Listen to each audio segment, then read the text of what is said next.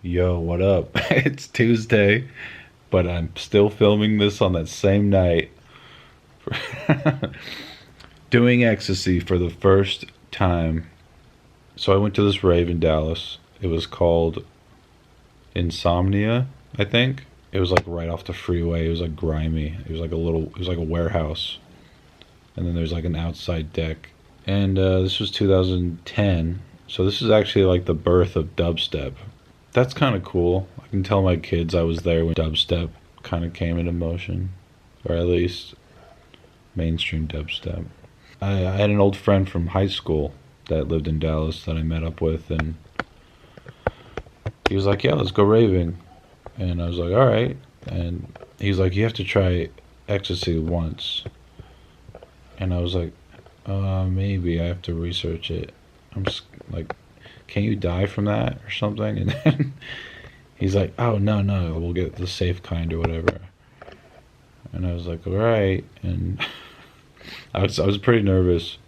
And so we get to the rave club, and let's see, I'm 20 at this point, and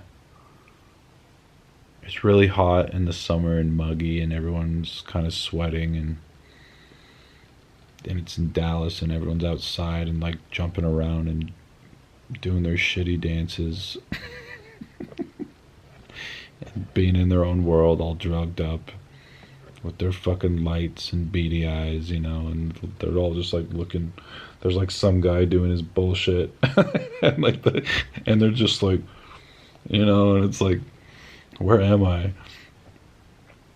And this girl comes and is like, "Hi, what's your name?" I was like, she was kind of cute, and I was like, "Oh, I'm Andrew." I was pretty shy and awkward. I mean,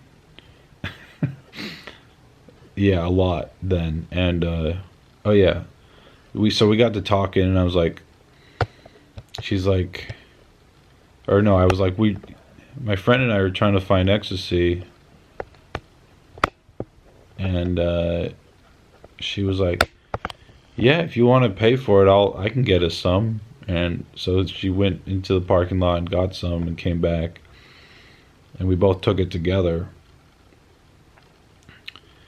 And so then, and I was pretty nervous. I would like I drugs still scare me a lot, and because this is post that like traumatic weed trip, and I like never did anything, so just like any kind of drugs like scared me. But so we took it. 20 minutes later, 20, 30 minutes later, I start to, my face starts to light up, and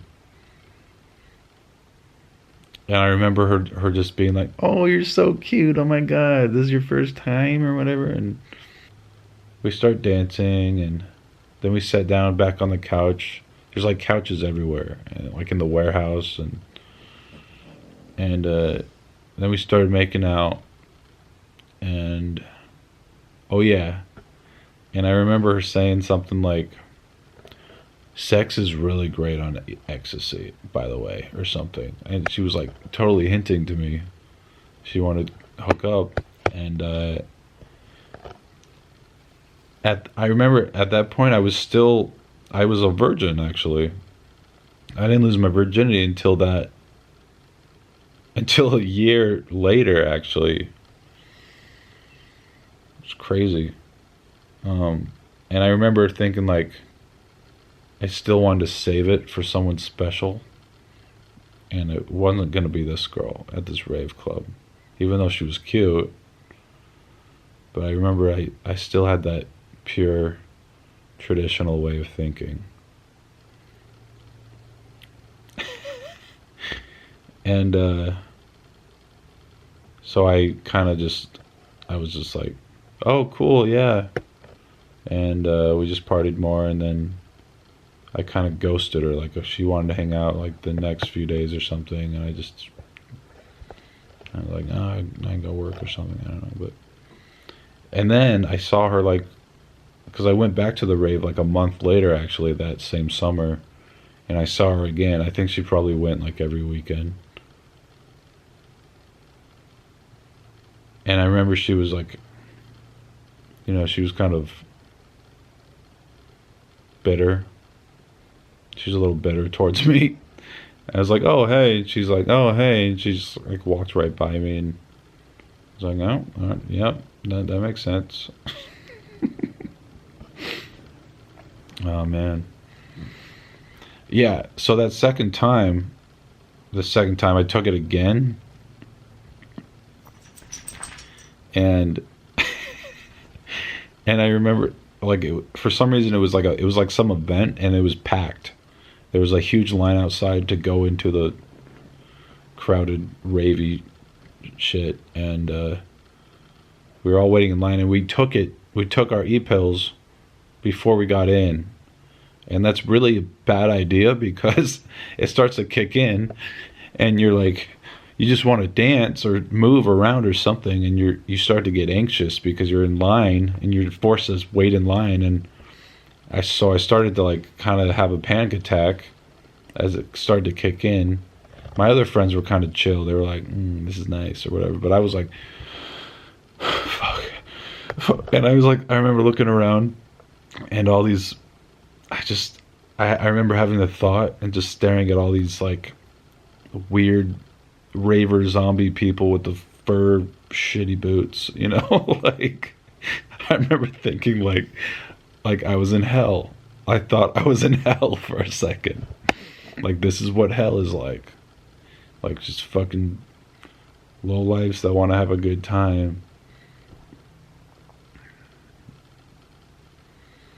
You know, I kind of sound like I'm judgmental, but like I was there. I was part of that group at that time. I mean, I don't know what I'm saying. I'm a hypocrite. So that was a bad experience. So I didn't do it again. And after that, oh yeah, and then I remember feeling depressed the next day and shitty, and then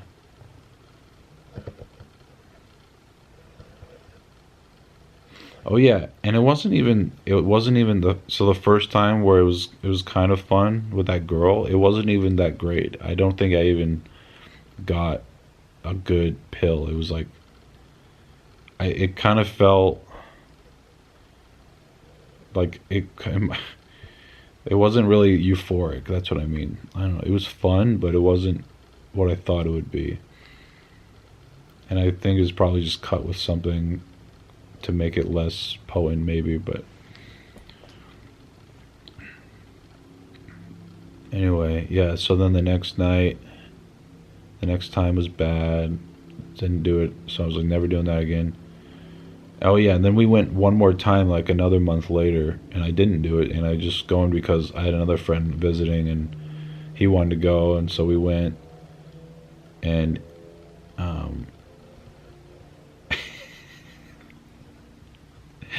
he started freaking out.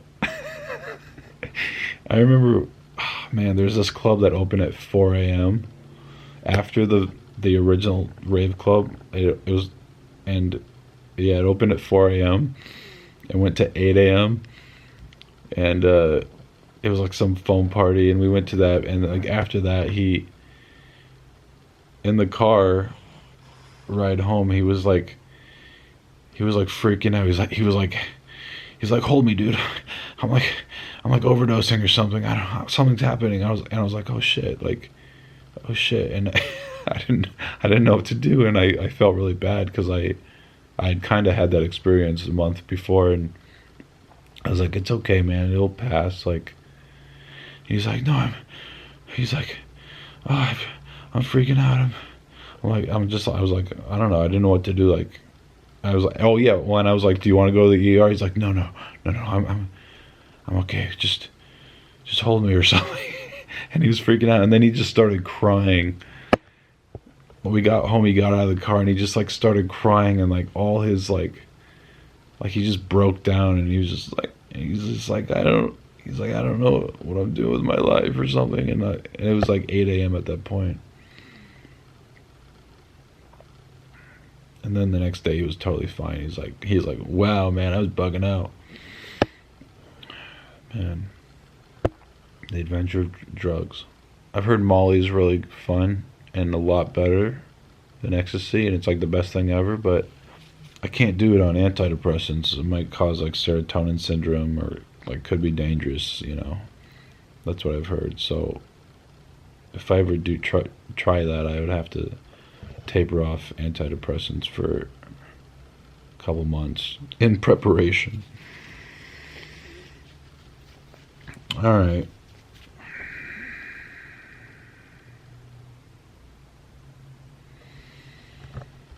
Goodbye. Christmas is coming.